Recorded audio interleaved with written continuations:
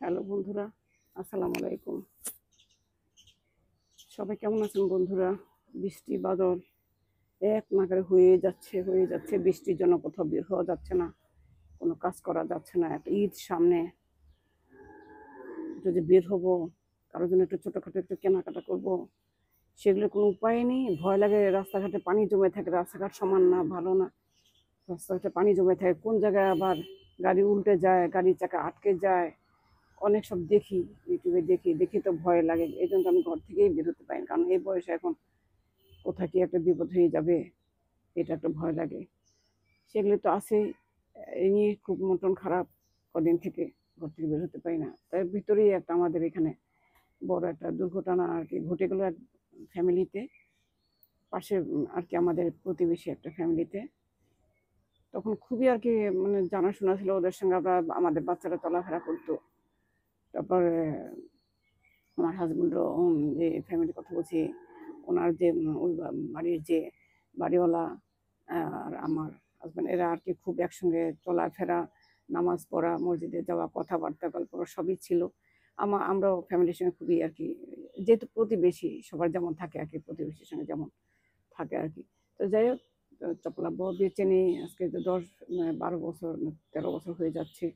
ওই ফ্যামিলিরও ওই ওনারা মুরব্বীরা কেউ বেঁচে নেই, ওই ভাই ভাবি ওরা কেউ নেই। কিন্তু ওনাদের ছেলেরা আছে, আমাদের যেমন ছেলেরা আছে, কিন্তু আমিও এখনো বেঁচে আছি। আল্লাহ আলহামদুলিল্লাহ, আল্লাহ এখন আমাকে রেখেছে দুনিয়াতে, রিজিক জানি না কত দিনের জন্য। তা ওই ফ্যামিলিতে ওখানে তো ভাই ভাবি কেউ বেঁচে নেই, তো ওনাদের ছেলেরা আছে। তো ছেলেদের সবাই বিয়ে শাদী করছে, নিজেদের বাড়ি সবারই। ওনারা আমাদের আগের বাড়ি, অনেক পুরান বাড়ি ওনাদের, আরো আরো আগে এসেছে এখানে রামপুরায়। তো ওনাদের ছেলেরা আছে এদের। তো ছেলেদের সঙ্গে আমাদের ছেলেদের খুব ভাব ছিল, একসঙ্গে খেলাধুলা করতো। আবার তারাও বিয়ে শাদী করেছে, বাচ্চা কাচ্চা হয়েছে। আমাদেরও ছেলেরাও বিয়ে শাদী করছে, বাচ্চা কাচ্চা হয়েছে, কেউ দেশে কেউ দেশের বাইরে, এরকম অবস্থা। তো ওই বাড়ির একটা ছেলে, মেজো ছেলের আর কি ছেলে, মানে ওই বাড়িওয়ালা নাতি। আমার জন্য একটা নাতি আছে এখানে, আমার ছোট ছেলের একটা নাতি। ও এখন তো এই যে এবার এসএসসি দিচ্ছে, শাহিন স্কুল থেকে ও লেভেল দিচ্ছে আর কি। তা এখন এসএসসি মানে এখন ও লেভেলই তো বোধহয় বলে, ও যেটি ইংলিশ মিডিয়াম আর কি। তো ও ও যখন এখানে বাসার সঙ্গে মসজিদ, আমাদের গনি মসজিদ, বাসার সঙ্গে মসজিদ, এখানে ও মক্তবে পড়তো, ওই ছেলেটাও পড়তো। এদের সেভাবে এদের বন্ধুত্ব, খেলাধুলো একই সঙ্গে করতো। সে ছেলেটা প্রায় এসে বলতো যে এসে রেজা রেজা বলে, না না, ওর নাম হচ্ছে রাফান, আমার নাতির নাম রাফান, রাফান বলে ডাকতো। দেখে আমি বললাম কে ডাকে, তো দেখি যে ও আসতো, এসে ওই নামাজে যাওয়ার জন্য ডাকতো, তারপর অনেক সময় খেলার জন্য ডাকতো, এরকম আর কি। ওকে ডেকে নিয়ে যেত, কখনো বাসায় এসে ওর সঙ্গে খেলাধুলা করতো। সেই ছেলেটা গতকাল সকালবেলা এরকমই হবে হয়তো, টাইম আমি তো ঠিক জানি না, গেছে আফতাবনগরে গেছে খেলতে। তো রাফানের যেহেতু পরীক্ষা চলছে, সেজন্য ওকে বলা হয়েছে যে, ওরা তো বাংলা মিডিয়াম আর ও তো ক্লাস 10-এর ছাত্র, বলছে যে রাফানের পরীক্ষা যে কতদিন আছে, তোমরা কেউ ওকে ডাকাডাকি করো না, ওর মন চঞ্চল হয়ে যায়, তো পরীক্ষাটা দেখ, তারপরে তোমার সঙ্গে আবার ঠিক মতো খেলবে। তো আর বেশ কয়দিন নাকি আসে না, তারপরও নাকি মাঝে মাঝে এসে আবার ডাকে আমাকে, যে কাজে যে খালা খালা বললো। তো যাই হোক আর কি, ওই ছেলেটা গতকালকে আফতাবনগরে খেলতে গিয়ে খেলে টেলে গেছে। ওখানে পানি আসছে, যে পানির মধ্যে এটা কি বিল নাকি পুকুর আমার ঠিক জানা নেই, আমি দেখিনি। তো ওখানে নাকি গেছে, ও গায়ে কাদা লাগছে, বৃষ্টি না, কাদা লাগছে, হাত মুখ ধুইতে গেছে। ধুইতে যেয়ে ওখানে দুইজন একসঙ্গে পড়ে গেছে দুইজন, একজনও সাঁতার জানে না। কিরকম একটা মহা বিপদ সেই সময় নাই কেউ। তারপর যারা খেলছে পলাপানা সবাই যার যার মতো চলে গেছে, যেহেতু বেলা হয়ে যাচ্ছে, সবাই যার যার মতো বাসায় চলে গেছে। এরা কি করে না, ওখানে যেন হাত পা ধুইতে গিয়ে পড়ে গেছে, না গোসল হতে গেছে, জানি না, কেউ সাঁতার জানে না দুইটার একটাও।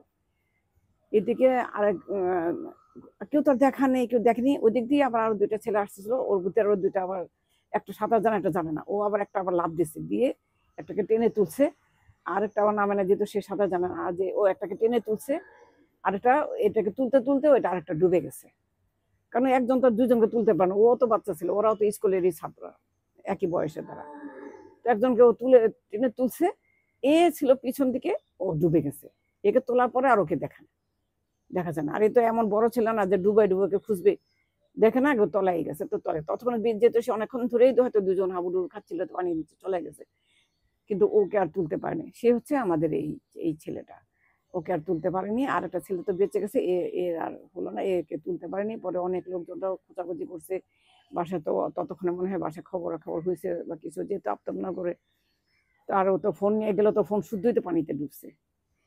জানি, যাই হোক জানি না, আমি পুরো আজকে যাবো, একটু খোঁজ নেব। কালকে যেহেতু কান্নাকাটি লোকজন হয়েছে, আমি তো যেতে পারিনি, আমারও তো শরীরটা তো ভালো যায় না। তারপরে এত বৃষ্টি বৃষ্টি, তো যে ও পরে আর দেখা গেলো যখন দুপুরে আসলো, খুঁজে বের করলো লাস্ট, ততক্ষণে সে আর বেঁচে নাই। হসপিটাল নিয়ে গেছে, পরে বলছে যে সে আর বেঁচে না, কেমন করে থাকবে, মানুষের 5 সেকেন্ড থাকতে পারে না পানির তলে, 2.5 ঘন্টা পর্যন্ত বুঝি খুঁজে তাকে, জ্যান্ত মানুষ পাওয়া যায় নাকি। এখন তো আল্লাহ যদি আলোকে কিছু করে তাহলে সেটা হয়। যাই হোক গেলো, সেই ছেলেটা তো মারা গেল কালকে, যখন দুপুরে 12টা 1টার দিকে বোধহয় নাকি 2টার সময় জানি অ্যানাউন্স করলো, যখন একটি শোক সংবাদ মসজিদে, তখন ভাবছি কোনো বড় কেউ, মুরব্বী কেউ, আমাদের মতো একটু বয়স হয়ে কিছু একটা। ওর কথা যে বলতেছে এগুলো আমি আর বুঝে উঠিনি। পরে সে ঘরে ছেলে বলতেছে, তারপর পাশে পাশে ভাবিকেও ফোন করলাম, তখন আমি কনফার্ম জানলাম যে হ্যাঁ কে এটা। তারপর দেখি যে আমার নাতি কান্নাকাটি করতেছে, ওর ফ্রেন্ড ও গেছিল, গিয়ে দেখে আসছে, তারপর কান্নাকাটি করতেছে। ওর সারাদিন খায়নি। ও পরে যে জোহর নামাজের পরে আর কি, ওর না ওর জানাজা হয়েছে, অনেক কিছু ব্যাপার না, হসপিটাল নিয়ে গেছিলো, কত রকম ফর্মালিটিস থাকে, তারপরে গোসল টোসল দেয়, এগুলি এসব করে দিলে ওর এশার নামাজের পরে জানাজা হলো।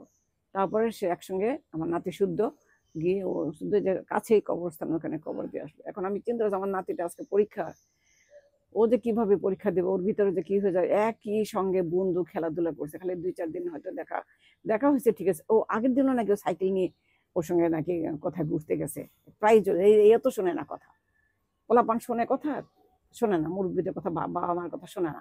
এই একটু ঘুরে আসি, এইখান থেকে ঘুরে আসি, বেশি দূরে যাবো না, এই বলে যে কই কই যায়, এসে তো সত্যি কথা বলে না পোলাপান। এই খিলকা তালতলা না খেতে চলে যায়, কোথায় কোথায় চলে বলে এটা খাইছি সেটা খাইছি, এগুলো করে।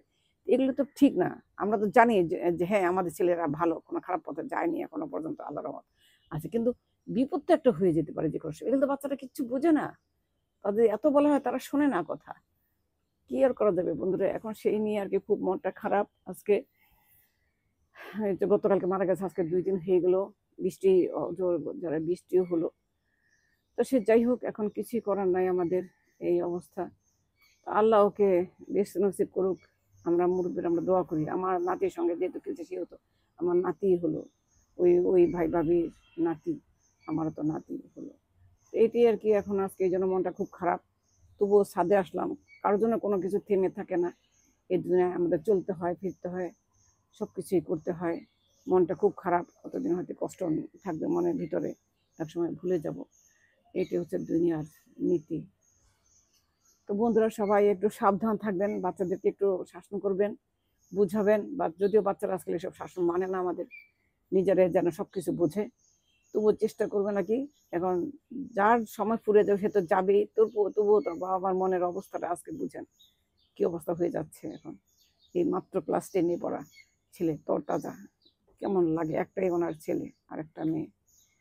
তো আপনারা সবাই দোয়া করবেন ওর জন্য, আমরাও দোয়া করি আল্লাহকে বেশ নসিব করুক, আর বাবা মা এই কষ্ট যেন সহ্য করার শক্তি আল্লাহ দেয়, এই আর কি। তো বন্ধুরা ঠিক আছে, ভালো থাকেন সবাই, বাই, আল্লাহ হাফেজ।